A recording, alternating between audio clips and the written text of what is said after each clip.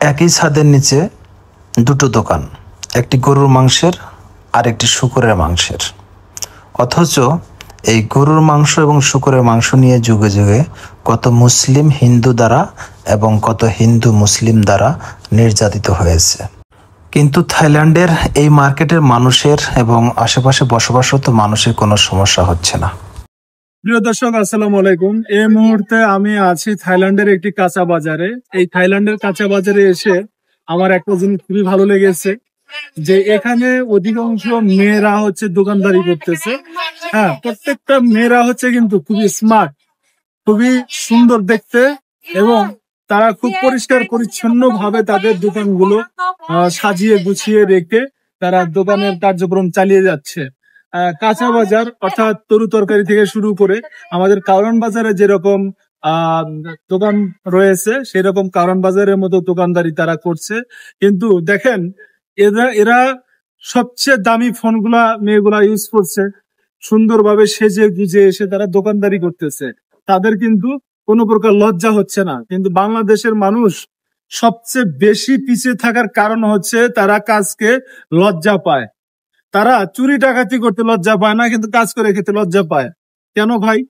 বাংলাদেশে এত বেকার সংখ্যা থাকার মূল কারণ হচ্ছে প্রত্যেকটি বাবা মা পড়াশোনা বলতে ছেলে মেয়েদেরকে অনার্স মাস্টার্স কমপ্লিট করিয়ে তারা সরকারি চাকরি করবে, এটাই পড়াশোনার উদ্দেশ্য থাকে। কিন্তু দেখেন, থাইল্যান্ড এত সুন্দর দেশ, এত উন্নত দেশ, পড়াশোনা হয়তোবা তারা করেছে, তারা কেউ ডাক্তার ইঞ্জিনিয়ার হওয়ার জন্য কিন্তু পড়াশোনা করে নাই। তারা হচ্ছে পড়াশোনার যতটুকু প্রয়োজন, যার যতটুকু ক্যাপাসিটি আছে সেতটুকু করে এরপর তারা কাজে লেগে যায়, কাজ করে খাচ্ছে, তারা ভালো আছে। এখন একটা মেয়ে যদি দোকানদারি করে কাঁচা বাজারের তরু তরকারি বিক্রি করে যদি আইফোন ইউজ করে, তাহলে তো কোনো দোষ নেই ভাই। বাংলাদেশের মেয়েরা আইফোন চালালে অবাক হওয়ার বিষয় আছে, কারণ হচ্ছে তারা বেকার থাকে। দেশে অধিকাংশ বেকার থাকার মূল কারণ হচ্ছে বাংলাদেশের মানুষ পড়াশোনা করা, বাবা মা কৃষকের পরিবার থেকেও একটা সন্তানকে পড়াশোনা করায় বড় চাকরি করার জন্য, বড় ডাক্তার ইঞ্জিনিয়ার অমুক তমুক করানোর জন্য। এই মানুষটা পড়াশোনা কষ্ট করে পড়াশোনা শেষ করে যখন তারা বের হয়ে আসে, তখন যখন চাকরি পায় না, তখন তারা হতাশায় ভোগে, সরকারে দোষারোপ করে এবং নানাভাবে বেকারত্বের একটা অভিশাপ নিয়ে হচ্ছে তাদের চলতে হয়। বাংলাদেশে এত বেকার সংখ্যা কেন থাকবে ভাই? কাজ করেন, যতটুকু ক্ষমতা আছে ততটুকু পড়াশোনা, ন্যূনতম পড়াশোনা কমপ্লিট করে আপনি কাজে নেমে যান। আমি বলবো পড়াশোনা বন্ধ চলবে না। কাজ করলে পারেই অর্থ উপার্জন হলে, নিজের স্বাবলম্বী হলে সেটা হচ্ছে জীবন। সুন্দরভাবে চলতে পারাটাই হচ্ছে জীবন। আপনি অনেক কম পড়াশোনা কমপ্লিট করে চাকরি পাবেন না, মাথার চুল ছিঁড়বেন আর দেশকে বকাঝোকা করবেন, সরকারকে বকাঝোকা করবেন, হবে না, দেশের উন্নয়ন হবে না। এরকম থাইল্যান্ডের মতো বা উন্নত দেশের মতো মানুষ কাজকে প্রাধান্য দেয়।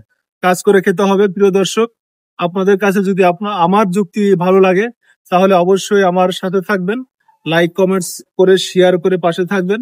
সবাই ভালো থাকবেন, সুস্থ থাকবেন। আবারও যদি আমার মাথার ভেতরে কোনো নতুন আইডিয়ার উদয় হয়, আবারও কোনো ভিডিওতে চলে আসবো। ততক্ষণ পর্যন্ত আল্লাহ হাফেজ, বাই বাই। প্রিয় দর্শক, চলুন আমরা থাইল্যান্ডের কাঁচা বাজার দেখে আসি কি কি ধরনের সবজি এখানে পাওয়া যায়। বাংলাদেশের সবজির সাথে থাইল্যান্ডের সবজির কতটুকু মিল রয়েছে এবং কতটুকু অমিল রয়েছে, আমি আপনাদের চ্যালেঞ্জ করে বলতে পারি এমন কিছু সবজি আপনারা আজকে দেখতে যাচ্ছেন, যে সবজিগুলো আপনি হয়তোবা নিজের চোখে কখনো বাস্তবে দেখেননি অথবা ছবিও কখনো দেখেননি। এতটাই ইউনিক ধরনের সবজি আজকে আপনাদের দেখাতে চলছি। আপনারা দেখতে পাচ্ছেন থাইল্যান্ডের কাঁচা বাজারের দৃশ্য। আমি ভয়ে জবাব দেব না, এখন সম্পূর্ণ মিউজিকের উপরে আপনাদের দেখাতে থাকবো। আপনারা ধৈর্য সহকারে দেখতে থাকুন। প্রথমেই আপনারা দেখতে পাচ্ছেন এত বড় আকৃতির কাঁচামরিচ। হয়তোবা আপনারা দেখে থাকলেও আমি আমার নিজের চোখে বাস্তবে এত বড় কাঁচামরিচ কখনোই দেখিনি। এখান থেকেই শুরু হলো, দেখতে থাকুন।